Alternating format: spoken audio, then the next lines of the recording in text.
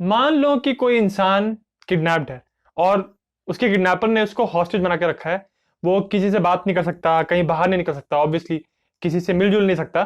तो ऐसी सिचुएशन में जब किसी को पकड़ के रखता है इंसान, तो क्या इस बात की पॉसिबिलिटी है क्या कि जिसको पकड़ के रखा है वो अपने किडनैपर के साथ उसको हमदर्दी हो जाए और उसको अपने किडनैपर के प्रति सिंपैथी हो जाए और उसके प्रति अच्छी भावनाएं आने लग जाए? ऐसा पॉसिबल है क्या?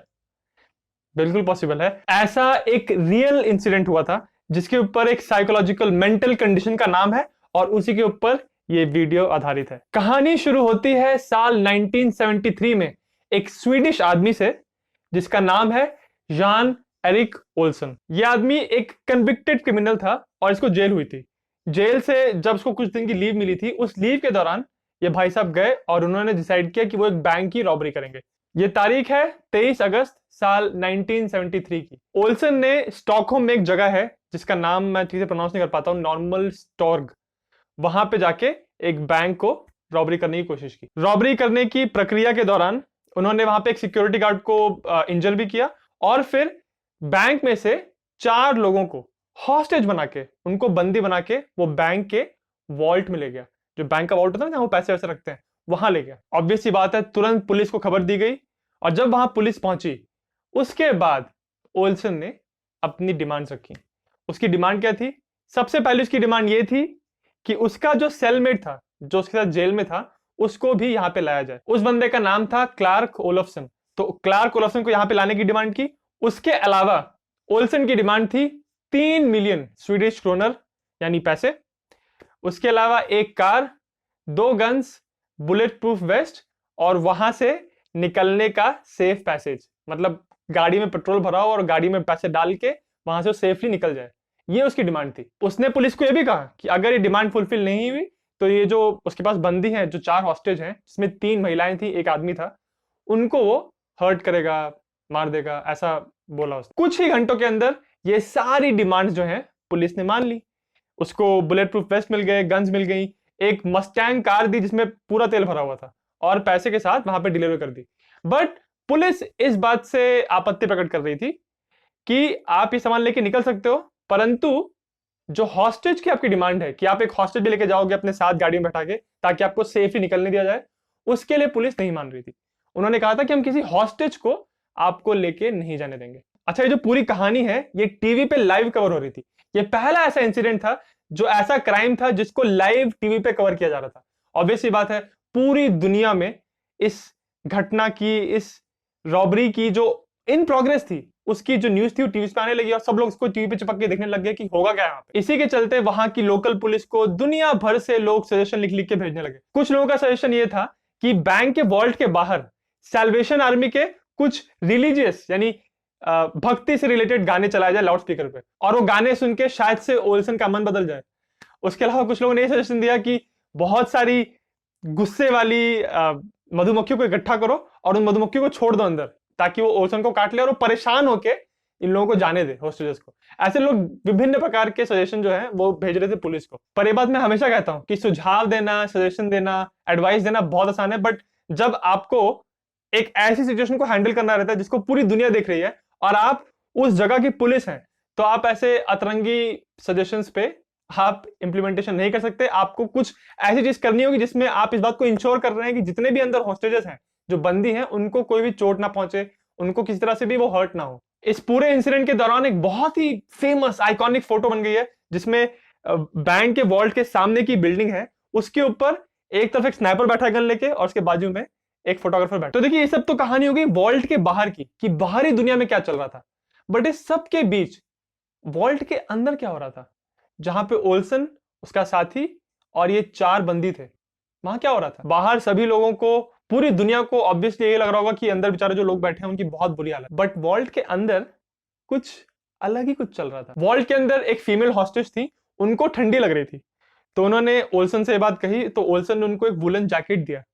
उसके बाद उसी औरत ने कहा कि वो बहुत घबराई हुई है और इसलिए उसको बहुत डरावने सपने से आ रहे हैं। तो ओल्सन ने कहा कि कुछ नहीं होगा, सब ठीक हो जाएगा, और उसने उसको शांत करने के लिए अपनी गन से एक बुलेट दी, ऐसा रखने के लिए कि आप इस इंसिडेंट को बाद में याद करोगे, बहुत मतलब एक आपके लिए एक याद बन जाएगी, और उसको बहुत दिलासा दिया। इसी में से एक दूसरा हॉस्टेज था, उसको अपने घर पे बात करनी थी। आप सोच के देखिए, जब किसी को किडनैप करता है इंसान, जो वहां पे हॉस्टेज रहते हैं, उनको कोई लिबर्टी नहीं होती कि आप घर पे बात करो, उनको पकड़ के रखा जाता है।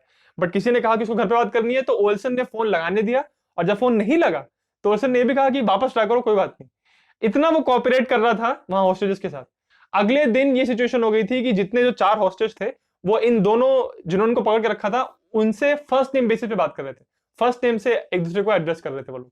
इतना उनमें घनिष्ठता हो गई थी। एक हॉस्टेज ने कहा कि उसको वॉल्ट के अंदर क्लॉस्ट्रोफोबिक लग रहा है, उसको बंद बंद लग रहा है। तो ओल्सन ने उसको एक रस्सी बांधी और 30 फीट की रस्सी उसको बांध के उसको वॉल्ट के बाहर घूमने दिया। ओल्सन अपने हॉस्टेजेस का इस तरह ध्यान रख रहा। जब अगले दिन वहां पे लोकल पुलिस का जो चीफ था वो अंदर गया वॉल्ट के कि देखने के लिए कि हाँ भाई सब ठीक है, किसी को चोट तो नहीं लगी है, तो उसने कुछ अलग ही माहौल देखा। उसने देखा कि ये जो हॉस्टेज हैं वो ओल्सन के प्रति, उसके साथी के प्रति एकदम रिलैक्स है, एकदम चिल वातावरण है, और पुलिस के प्रति वो थोड़े से हॉस्टाइल है। उनको पुलिस से डर लग रहा है, बट अपने कैप्टर से उनको कोई तकलीफ नहीं है।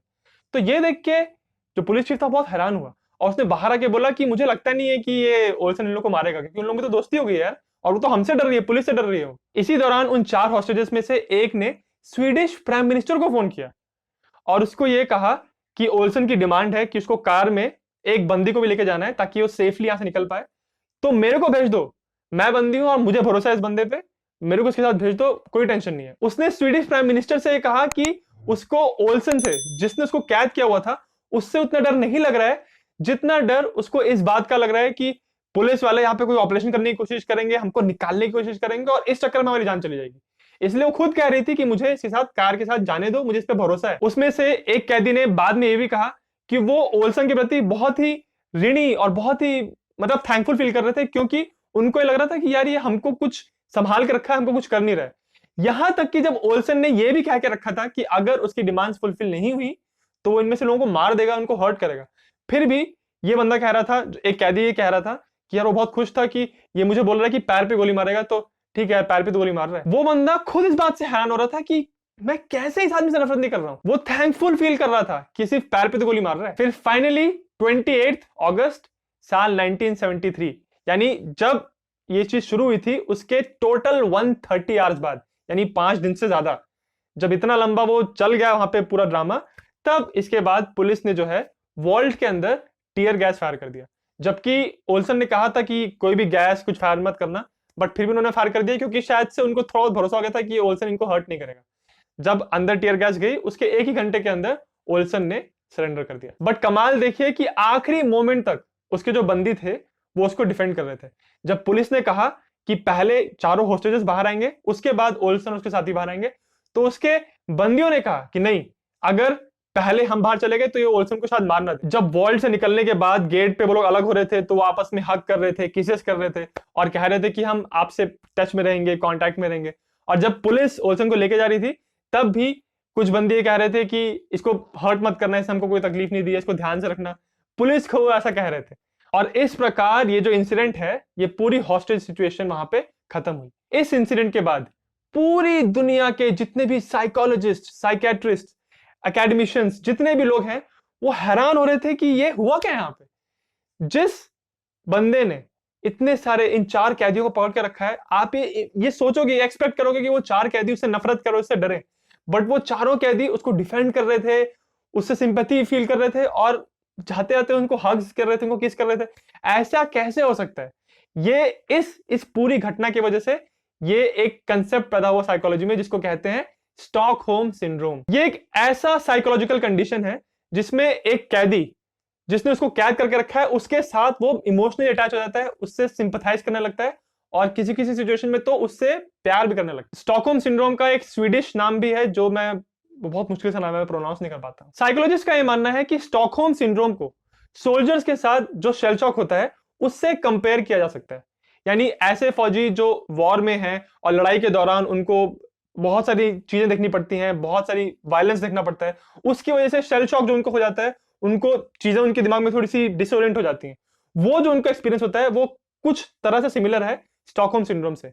ऐसा कहते हैं कि ये चीज इसलिए होती है क्योंकि जो लोग कैदी हैं वहां पे, जिनको पकड़ा गया है, वो इमोशनली अपने कैप्टर्स के साथ, अपने जिन्होंने उनको तकलीफ दी है उनके साथ इमोशनली कनेक्ट हो जाते हैं, क्योंकि उनको ये लगता है कि उन्होंने उनकी जान नहीं ली, और इस तरह से वो उनके लिए एक तरह के मसीहा बन जाते हैं। इस बैंक रॉबरी के दौरान जो 4 लोगों को पकड़ के रखा था, उसमें से एक जो आदमी था, उसने बाहर निकलने के बाद ये तक कहा कि उसको ऐसा लग रहा था उस समय कि ये ओल्सन जो बंदा है वो उसके लिए इमरजेंसी गॉड है, क्योंकि अभी उसकी जान को खतरा है।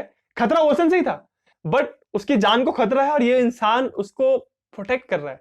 ये अजीब तरह की थिंकिंग हो जाती है इंसान की जब कोई इंसान बंदी बन जाता है, जब वो इंसान हॉस्टेज सिचुएशन में रहता है। और ये ऐसा भी नहीं है कि बैंक रॉबरी वाला जो इंसिडेंट हुआ था ये एक बार ही हुआ है।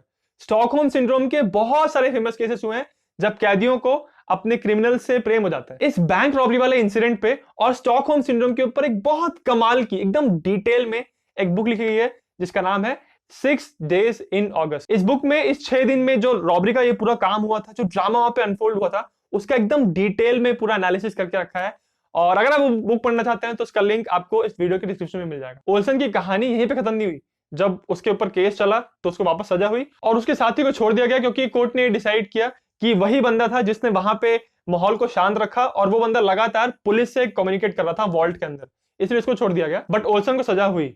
जब वो जेल में था तो उसके जो कैदी थे, उसके जो बंदी थे, वो उससे मिलने के लिए जेल में आए, जेल में आते थे उससे मिलने के लिए। और उसके बाद पूरे देश भर से, दुनिया भर से ओल्सन को लेटर जाते थे लोगों के, स्पेशली लड़कियों के, जो उसके नेचर की तारीफ करती थी और उसको थैंक यू कहती थी कि तुमने ऐसा बड़ा दिल दिखाया। ऐसा इंसान जिसने हॉस्टेज बना के रखा था इन लोगों को और वो उनको धमकियां दे रहा था, उसके प्रति लोगों को इतनी सिंपैथी हो रही थी।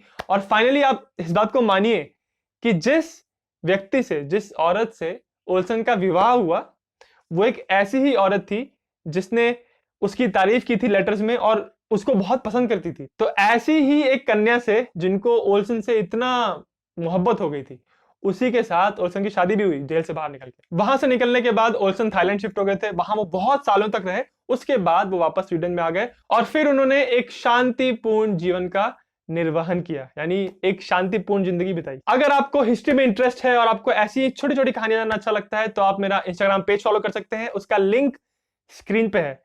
और अगर आपको वीडियो अच्छा लगा तो मेरे चैनल जिज्ञासियम को सब्सक्राइब करना ना भूलें।